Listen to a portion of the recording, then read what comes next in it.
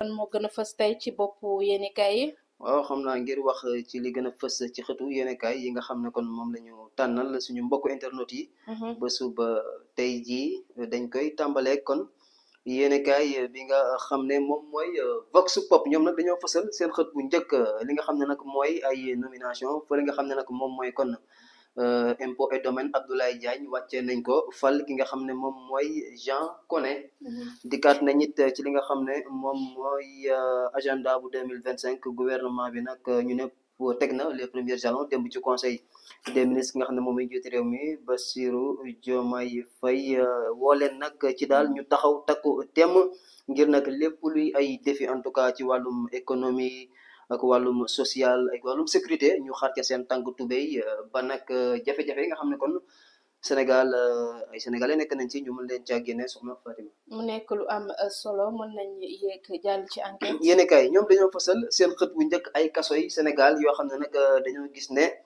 dafa mel ni ay morgue maanaam daal dañuy fal di nemmee ko ay ñoo xam ne dañ fay ñàkk seen bakkan ñu ne rek ci diggante décembre ak début janvier ñetti nit ñàkk nañ seeni bakkan fa nga xam ne moom mooy Thiès ak Saint-Louis wante ca Mbacké mais it am na beneen nit boo xam ne ñàkk na bakkanam ci la koy Descos foofu la ca Tambacounda. loolu nag tax ba ñu gis ne daal kon suñu ay kaso yi nit ñi fay faral di ñàkk seen bakkan mu ngi bëgg a bëri soxna Fatima. ñu daal di jàll ci beneen yéenekaay. l'essentiel 2 minutes pour l'essentiel ñoom nag ñu ngi ñëw ci li nga xam ne moom mooy mbirum dossier Prodac ñu ne fi mu nekk nii nag ndax yoon 60 jours la am ngir nag seetal Mame Mbaye Niang am déet ñëwaat nañ it ci li nga xam ne moom mooy rapport bi nga xam ne. premier ministre mu ngi doon wax ne am na ko ñu ne ana rapport boobu fan la toll wante li nga xam ne moom mooy Greenpeace ak TIDA Afrique ñi nga xam ne kon daal dañ leen tuddoon ci bile projet ndax ñoom est-ce que waroon nañ leen jox li nga xam ne moom mooy marché yeeg yi ni mel ñëwaat nañ ci li nga xam ne mooy mbirum transport ak nag code bi nga xam ne modification yi bëgg indi si wàllum ñii di les conducteurs de moto Jakarta ak nag coow la nga xam ne jur na ko ak nag ay manifestation yoo xam ne jot nañ ko def sax fële ca Kaolack démb ba di fa taal ak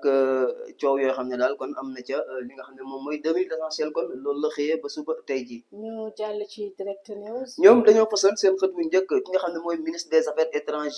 nga xam ne nag ay suñuy naataango sénégalais yu nekk ca France ñoo koy interpellé ci ay jafe-jafe yoo xam ne ñu ngi koy dund foofu kon lu ci mel ni ay retard ci renouvellement wi seen titre de séjour wala boog difficulté pour am sax benn premier rendez-vous am ay étudiants yoo xam ne kon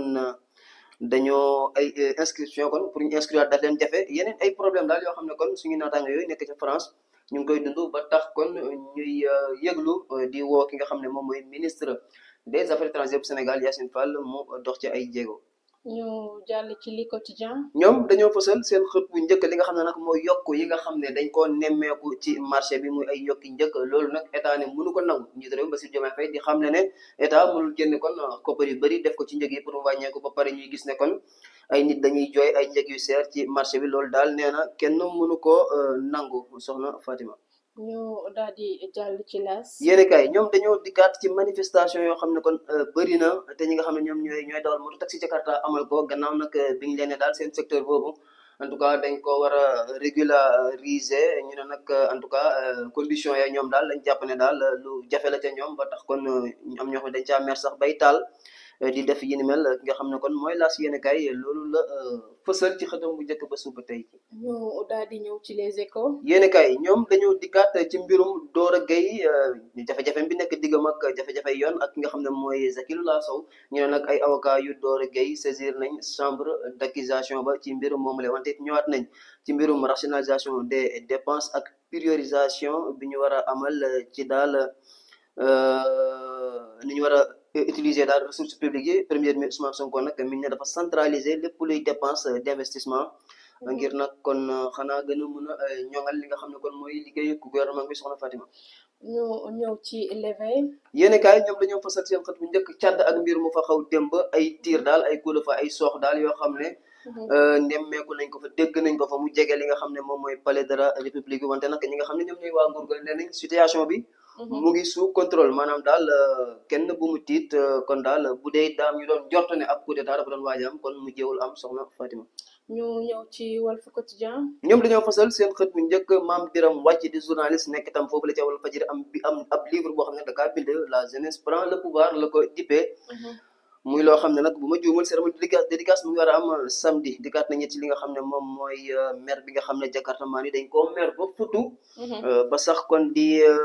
kii akatal di def li nga xam ne moom mooy kon ay manifestation akatal wante it Déby